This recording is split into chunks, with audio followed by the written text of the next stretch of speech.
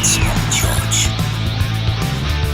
Ladies and gentlemen, welcome back to the channel. Today we are on the aniioki A8 Promax dual motor. This thing is just wild. It has everything.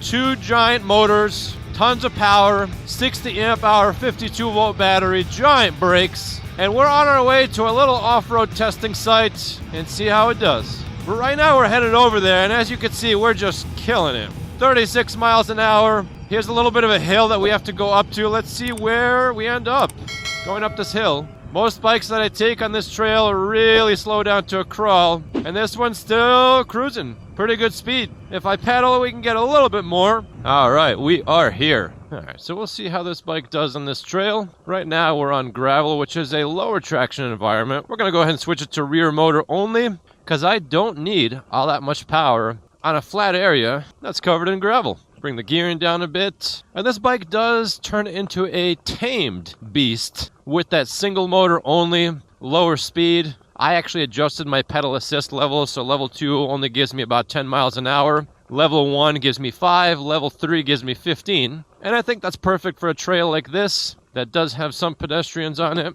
We could pedal, make sure people know we're a bicycle. How you doing? Thank you. See, he said nice bike. What a nice guy. So I'd say for this bike, if you don't want a jarring acceleration experience, you do have to set it to single motor. You got to switch it to rear motor, and that way you'll have a much softer start. With dual motors, I did test out the different soft start settings. It seems like it's just going to peel out that front wheel every single time, even on level 1.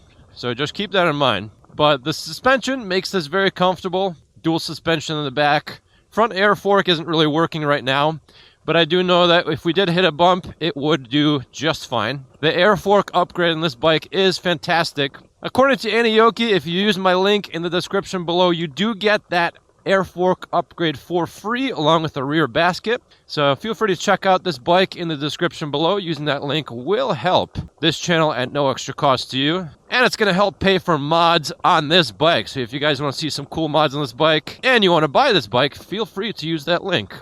The brakes are working great right now going down the hill. And this bike has some of the strongest brakes I've ever tested on any bike before. And I think that's mostly due to that huge front rotor, which is just going to give the brakes so much leverage to stop this bike. And this bike does need good brakes because it is very heavy. I do hear a little bit of rubbing from that brake. That just takes a little bit of further adjusting. Make sure I turn on my heated gloves. Right, we're on green setting, so that's low mode. Continue on. It is getting a little bit chilly in New England. When you're not moving, you're fine. But when you're on a bike going 30 plus miles an hour, that wind does make your fingers a little bit cold. So these heated gloves do help a lot. I'll leave a link to them in the description below, along with all the other accessories I have on this bike. My Michow mirror right over here that I installed, and then the Gub phone mount. I've tried a bunch of different phone mounts, and this one seems to be the best. Right now, this bike is going to top me off at 15, and I'm just pedaling rear motor only.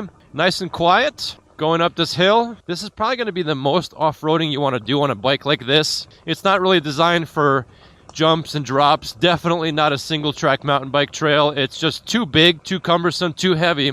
But for something like this, you guys are going to do just fine. Tires are on the grippier side. They're kind of like a all-terrain tire, good for the road, good for a trail like this. And they do seem like they are made out of a thicker material than most other e-bike tires out there. Alright, so here's the part where we're going to have to switch to dual motor because this is a very steep hill. So let's see how we do. We'll do level 2, so that means it'll top us off at 10 miles an hour. Switch to dual motor. Here we go.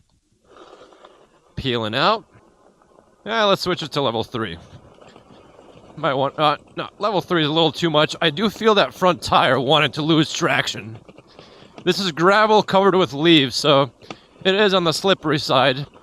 It's just... This thing is just ripping through everything. Wow. But it's controlled. I'm holding down the throttle at a certain level, and we're just crawling up. I don't even need any momentum to go up this hill. It could just pull you right up like a tank. This part is pretty steep right here. See how it does. Lots of rocks.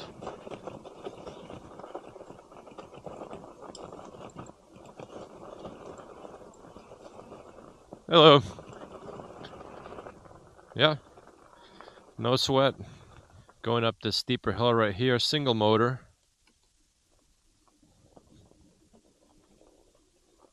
Not a whole lot of power. It's struggling to go up this single motor, so we have to switch it to dual motor. And once we do that,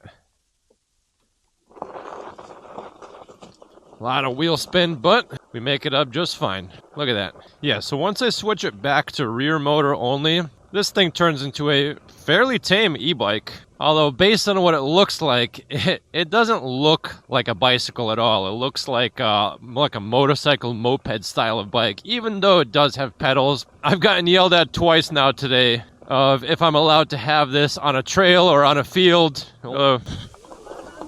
Yep, yeah, it's electric. One guy in that field was really angry. And then he ended up walking into the field to mess up our shot, so we just ended up leaving. We're going to come back there some other time. Thank you. But yeah, passing people by with this, going slow, especially if you're pedaling, they'll probably be okay. There's always going to be some Karens out in the world screaming at you. But right now, we're being respectful. We're not doing anything bad. We're going slow, 10 miles an hour. I think this bike might actually be a great bike for hauling some cargo. So let's say maybe you're hunting and you need to carry a lot of gear with you, especially if you have to do it for a great distance. This battery, plus the 2 motors, plus the rear rack in the back, that looks to be very durable. And all the suspension on this bike and the brakes makes this thing seemingly a good option for an off-road trail like this. Probably wouldn't do anything more intense than this. Alright, so now it's time to test out the brakes on this thing. The gigantic dinner plate sized front rotor, the quad piston calipers. Brakes are great. Check this out. Yeah, we can stop just fine. The limiting factor for stopping on terrain like this is not going to be the brakes themselves. It's just going to be the tires. Since these aren't dedicated off-road tires, they are going to skid probably a little bit more than some dedicated off-road tires, but they're pretty good. Not too bad. I do wish the throttle curve was a little bit less aggressive, because when I'm rolling and I hit the throttle, it does almost feel like an on-off switch. It doesn't ease you into it. It just gives you everything, even at a lower power setting. All right, so we're at hill number 2. We'll start at the base. Single motor level 5. Slow start from 0. However, I don't think we're going to make it. Single motor. Yeah. We were slowing down to a crawl. And that's not good for the motors to go slow and give it full power. So let's quickly roll back down and test out dual motor. Dual motor, we don't need to go full speed. We're just going to leave it on 3, which for my bike tops out at 15 miles an hour. All right, dual motor. Here we go. 3, 2, 1, go. Lots of front wheel spin. Lots of front wheel spin. But this bike just changes into an animal once you switch it to dual motor. Wow. Unbelievable. Switch it back to single motor because we don't need dual motor anymore. Although see how even going up this small little hill does slow us down quite a bit. That's okay. So that's it for the off-road testing on the Aniioki A8 Promax dual motor. Let me know what you guys think in the comments below.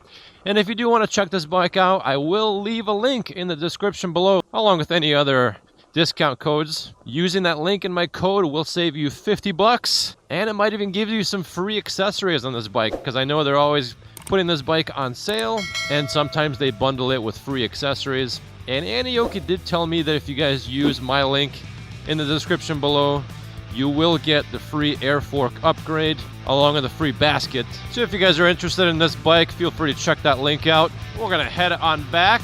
That's it for today, folks. Until next time.